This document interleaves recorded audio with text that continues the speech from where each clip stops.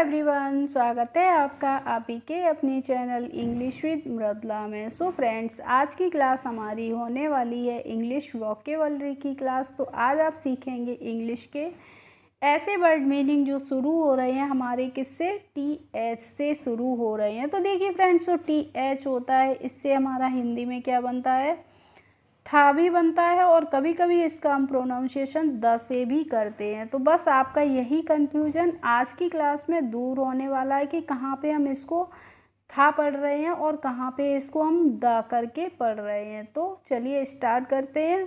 और वीडियो को स्टार्ट करने से पहले अगर आपने चैनल को अभी तक सब्सक्राइब नहीं किया हो तो सब्सक्राइब कर बेल आइकन को भी प्रेस कर लीजिए, जिससे मेरे आने वाले वीडियोज़ की नोटिफिकेशन आपके पास तक पहुंचती रहें। अब है फ्रेंड्स हमारा फर्स्ट वर्ड क्या है, THIS। तो ये जो THIS है इसको हम क्या, दिस पढ़ते हैं, और दिस की हिंदी मीनिंग क्या होती है, यह होती है। और दिस का यूज़ हमेशा ही हम करते हैं सिंगुलर यानी कि एक वचन के रूप में। जैसे मैंने कहा दिस इज ए हाउस, यह एक घर है। तो अगर मैं किसी से कह रही हूँ कि मान लीजिए मैं यहाँ पे खड़ी हूँ, और मैंने कहा कि दिस इज़ ए हाउस, मैंने किसी को एड्रेस करके कहा कि दिस इज़ ए हाउस, यहाँ पे मैंने दिस का यूज़ किया है, ठीक है, क्योंकि वो घर हमारे समीप है। जब हम किसी चीज़ की समीपता की बात करते हैं तो वहाँ पे हम दिस का यूज़ करते हैं। इसके बाद है THAT। तो THAT को आप क्या पढ़ते हैं, THAT को आप दैट पढ़ते हैं ना। और दैट की हिंदी मीनिंग क्या होती है, वह होती है। और दिस और दैट दोनों का ही यूज़ फ्रेंड्स हम कैसे करते हैं, सिंगुलर के रूप में करते हैं। जैसे अभी मैंने आपको एग्जांपल दिया था दिस इज़ ए हाउस, तो वहाँ पे मैंने दिस का यूज़ किया था। अब मान लीजिए वही घर हमारे से इतनी दूरी पे है, थोड़ी दूरी पे है, तो हम क्या बोलेंगे, वहाँ पे हम यूज़ करेंगे दैट का। तो हम क्या कहेंगे, दैट इज़ ए हाउस, यानी कि वह एक घर है। तो आप एड्रेस करके बताएंगे कि वह एक घर है, यानी कि वो घर आपसे दूरी पर है। अब है THESE। तो THESE को हम पढ़ते हैं दीज, और दीज की हिंदी मीनिंग क्या होती है, ये होती है। और दीज का यूज़ हम कैसे करते हैं, बहुवचन के रूप में करते हैं। जैसे दीज आर हाउसेस, ये घर हैं। तो हम बता रहे हैं कि ये घर हैं, आप किसी को बता रहे हैं तो वो घर हमारे क्या होंगे, वो भी घर हमारे पास में होंगे। अब है THOSE। तो इसको फ्रेंड्स हम दोज पढ़ते हैं, और दोज की हिंदी मीनिंग क्या होती है, वो होती है, ठीक है। और दोज का यूज़ हम करते हैं जब हमसे कोई चीज़ दूरी पर होती है, तो वहाँ पे हम दोज का यूज़ करते हैं। तो आप समझ लीजिए दैट और दोज सेम होते हैं, बस इनमें सिंगुलर और प्लूरल का फ़र्क होता है। और दिस और दीज होते हैं, इनमें भी सिंगुलर प्लूरल का फ़र्क होता है। तो यानी कि जो चीज़ हमारे पास में होगी और एक होगी तो वहाँ पे हम दिस का यूज़ करेंगे, और चीज़ एक से अधिक होंगी और पास में होंगी तो हम किसका यूज़ करेंगे, दीज का करेंगे। तो अगर मैंने कहा कि दोज आर हाउसेस, वो घर हैं, तो यानी कि वो घर हमसे थोड़ी दूरी पर हैं। क्लियर हो गया, दिस दैट दीज और दोज।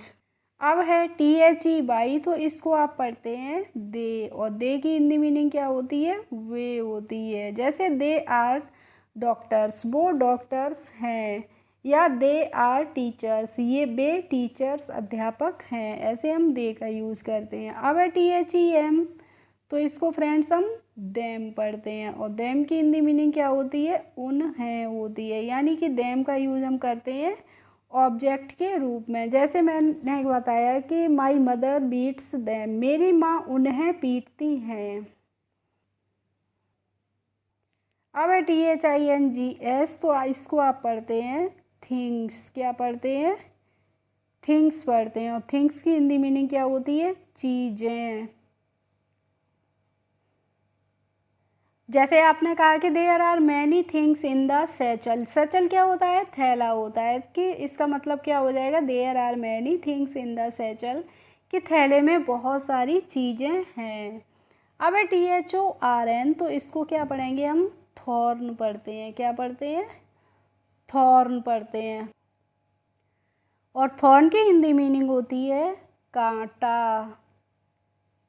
जैसे आपने कहा रोज इज ए थॉर्नी प्लांट, रोज़ जो गुलाब होता है, गुलाब का पौधा होता है, वो कैसा होता है? कांटेदार पौधा होता है।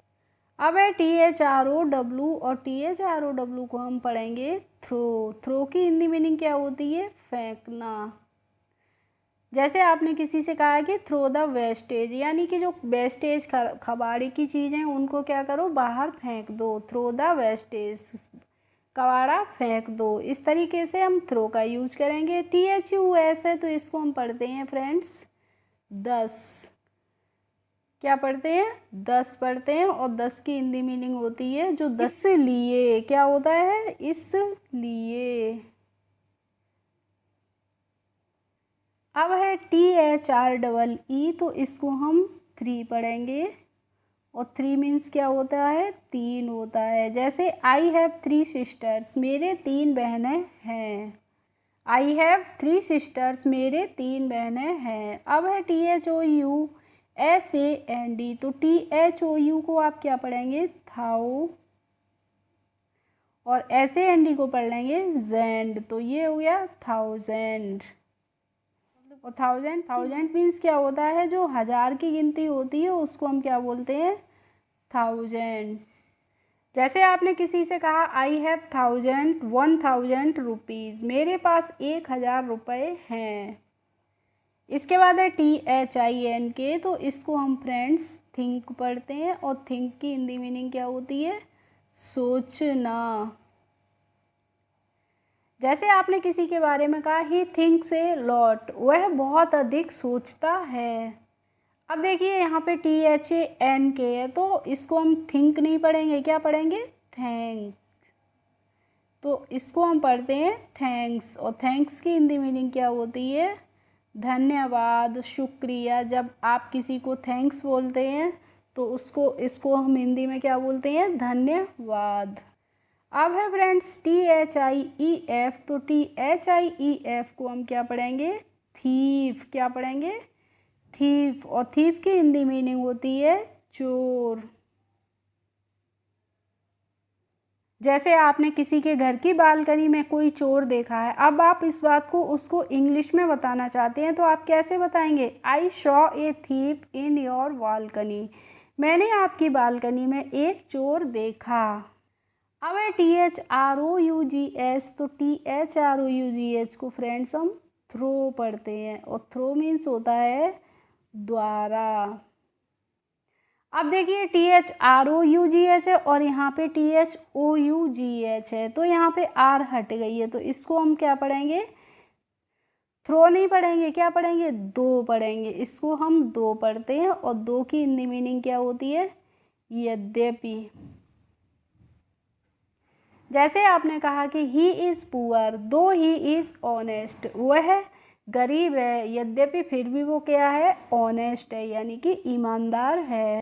और फ्रेंड्स, अगर आपको वीडियो अच्छी लग रही हो तो प्लीज़ लाइक कर दीजिए और हाइप तो ज़रूर ही कर दीजिए, हाइप करना बिल्कुल भी मत भूलिएगा। अब है THRUSDAY, तो फ्रेंड्स THRUSDAY को हम क्या पढ़ते हैं? थर्सडे। क्या पढ़ते हैं? थर्सडे। और थर्सडे की हिंदी मीनिंग क्या होती है? गुरुवार या फिर बृहस्पतिवार। क्या होती है? गुरुवार या फिर बृहस्पतिवार। जैसे आपने कहा I will go to school on Thursday, यानी कि मैं स्कूल गुरुवार को जाऊंगा। I will go to school on Thursday, मैं स्कूल थर्सडे को यानी कि गुरुवार को जाऊंगा। अब है THEIR, तो इसको हम पढ़ेंगे देयर। और देयर की हिंदी मीनिंग होती है उनका, उनकी या फिर उनके। जैसे आपने कहा दे गो टू देयर विलेज, वे अपने गांव जाते हैं। अब है THERE, तो देखिए यहाँ पे THEIR और THEIERE दोनों का ही प्रोनाउंसिएशन क्या होता है? देयर ही होता है, यानी कि हम दोनों का प्रोनाउंसिएशन सेम करते हैं, लेकिन स्पेलिंग और उनके वर्ड मीनिंग डिफरेंस होते हैं, अलग अलग होते हैं। तो इस वाले देयर की हिंदी मीनिंग क्या होती है? वहाँ। जैसे आपने किसी से कहा गो देयर, वहाँ जाइए। अब है THUMB, तो यहाँ पे जो फ्रेंड्स बी होती है वो साइलेंट होती है, इसका हमें प्रोनाउंसिएशन नहीं करना होता, तो इसको हम पढ़ते हैं थम। थंब नहीं पढ़ते हैं, क्या पढ़ते हैं? थम पढ़ते हैं। और थम की हिंदी मीनिंग क्या होती है? अंगूठा। और जो साइलेंट लेटर्स की है वो भी मैंने आपके लिए वीडियोस बनाई है, वो आप वहाँ पे जाके मेरे चैनल पे देख सकते हैं, आपको ये भी रूल क्लियर हो जाएंगे। अब है THAN, तो THAN को हम देन पढ़ेंगे। और देन की हिंदी मीनिंग क्या होती है? जब हम दो लोगों के बीच में तुलना करते हैं तो वहाँ पे हम क्या करते हैं? देन का यूज करते हैं। जैसे मैंने किसी के बारे में कहा he is fatter than me, he is fatter than me, वह मुझसे मोटा है, ठीक है। इसके बाद है THRUSTY, तो THRUSTY को हम फ्रेंड्स थर्स्टी पढ़ते हैं, क्या पढ़ते हैं? थर्स्टी। और थर्स्टी की हिंदी मीनिंग होती है प्यासा। थर्स्टी क्रॉ की आपने सभी ने कहानी सुनी होगी, तो उसका मतलब क्या है कि प्यासा कौवा। अब है THROAT, तो THROAT को हम पढ़ेंगे थ्रोट। कैसे पढ़ते हैं? थ्रोट। और थ्रोट की हिंदी मीनिंग क्या होती है? गला होती है।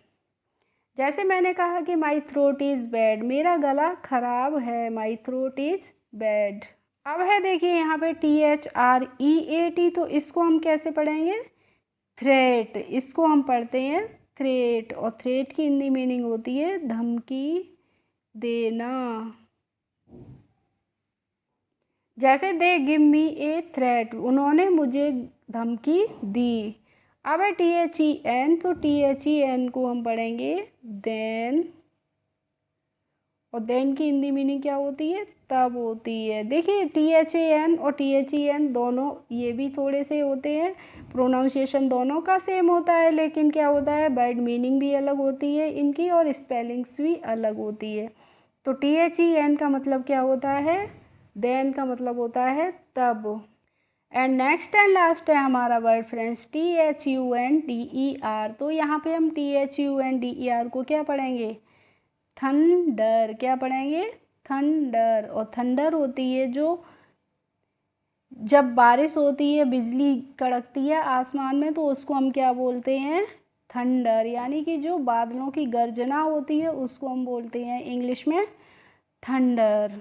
ओके फ्रेंड्स, आई होप आज की क्लास आपको अच्छी लगी होगी। अगर अच्छी लगी हो तो प्लीज़ एक लाइक कर दीजिए, और मेरे चैनल पर यदि नए हों तो सब्सक्राइब कर लीजिए। Thanks for watching my video. We will meet in the next video. Bye bye.